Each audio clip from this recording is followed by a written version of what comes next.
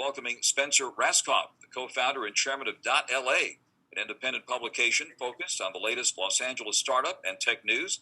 Spencer Rascoff, of course, a well-known entrepreneur in this area and company leader who co-founded Zillow, Hotwire, StartLA, and Picasso, who served as Zillow's CEO for a decade. Spencer Rascoff, great to see you here. Thank you very much, and give us your presentation on how you see things here at the moment. Thank you, Frank. Great to be here, and thank you to Bank of America and AT&T. I bank at B of A, and my cell phone is with AT&T, so I feel like this event was custom made for me. So thank you for your support. I'm here with some good news. I'm here with good news for the Los Angeles business community. I'm happy to report that we are a legitimate tech hub, that we're not quite Silicon Valley or San Francisco yet, but we are well on our way. LA is in the midst of a transformative decade. Tech here is booming. Our startup environment is incubating some of the most innovative companies in the world. We're disrupting industries from media and entertainment to the automotive and mobility industry, biotech, e-commerce, fintech, aerospace, space travel, ad technology, fashion, social media, the creator economy. All of it is happening here in the LA tech community. I grew up here, and I am long LA, as we in the LA tech community say. But I also spent 15 years living in Seattle and co-founding and running Zillow, and also 5 years in San Francisco with Hotwire. So I've had some experience in two other West Coast tech hubs. But having been back in LA since 2016, I've been constantly impressed by the innovation that's happening here. We have tech companies like Snapchat, TikTok, Tinder, GoodRx, OpenPath, Cloud Kitchens, and so many more that call LA home.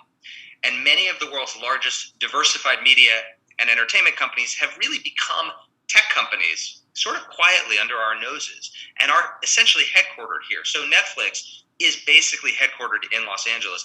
Disney is basically a tech company now. If you think about Hulu, Paramount Plus, Viacom, all of these streaming services now are headquartered here. So this really is the hub of tech in the 21st century.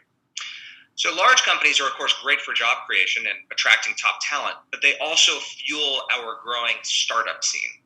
Seattle and San Francisco, they have global reputations for innovation, in part because of their impressive roster of startups, many of which were built by ex-employees from those regions' biggest tech players, companies like Apple, Google, Microsoft, and Amazon. So what's happening here in Los Angeles is the same thing, where people are spinning out of Snap, and they're spinning out of Netflix or Disney or these other LA-based tech companies and starting others, startups.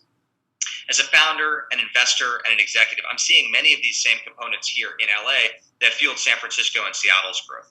Things like angel investors. These are early-stage individuals that take risks backing startups when sometimes they're just an idea. Early and late-stage venture capital firms, private equity firms, unicorns, big exit, public companies, top talent, great universities. We have it all here in LA. There are actually almost 250,000 tech employees in Los Angeles.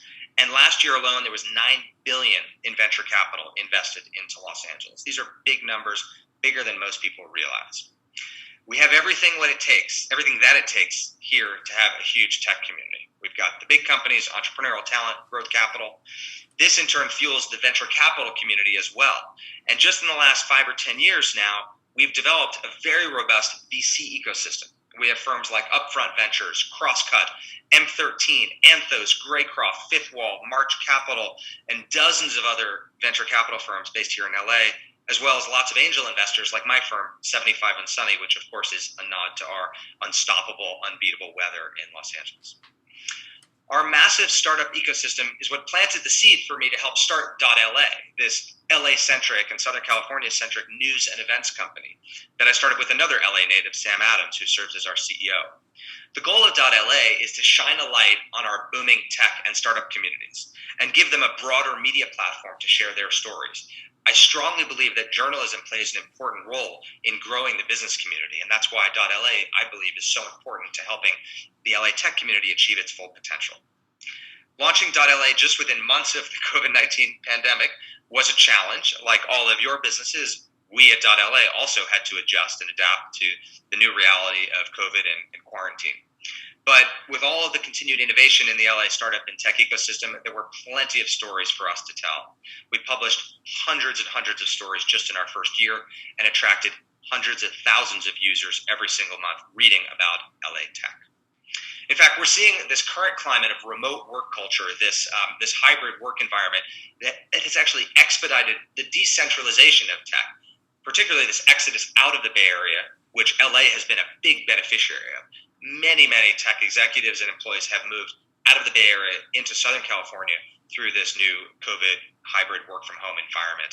And it's not just for the great weather, it's also because of the fascinating and diverse intersection of industries that exist here and the talent pool here in Southern California. Another benefit of the LA tech scene's boom is that we can learn from other tech communities. One nice thing about evolving and developing a little bit later than the Bay Area is that we can see what they got right and also what they struggled with. And it's no secret that the Bay Area's tech scene has been challenged by diversity, equity, and inclusion. And DEI was just not a big part of the Bay Area's tech scene. It started with very much a bro tech culture that goes back 20 or 30 years. And just in the last couple of years, the Bay Area has started to shake that DNA of it, of the culture of that tech community. But here in Southern California, we're getting things right from the very beginning. We're building inclusiveness into the community and the fabric of the LA tech ecosystem. We have incredible organizations like Pledge LA and the Annenberg Foundation, which help institutionalize that and help make sure that DEI is part of everything that we do in LA tech.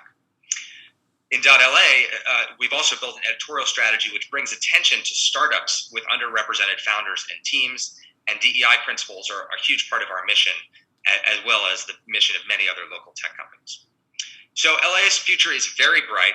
I predict it's going to be a huge decade for our city and for our business community. And I predict that in 2030, we'll look back at this decade as one that changed everything, including redefining how people across the world see our city. By the end of this decade, we will have cemented global recognition of Los Angeles' status as a true tech hub. And I, for one, look forward to that. Thank you very much.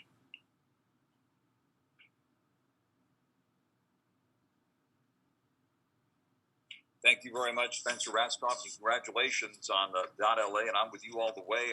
As journalism does play an important role in the business community, and it's so important to get the message out, and certainly that great positive message that you just described for us. So thank you very, very much for your presentation here today. Moving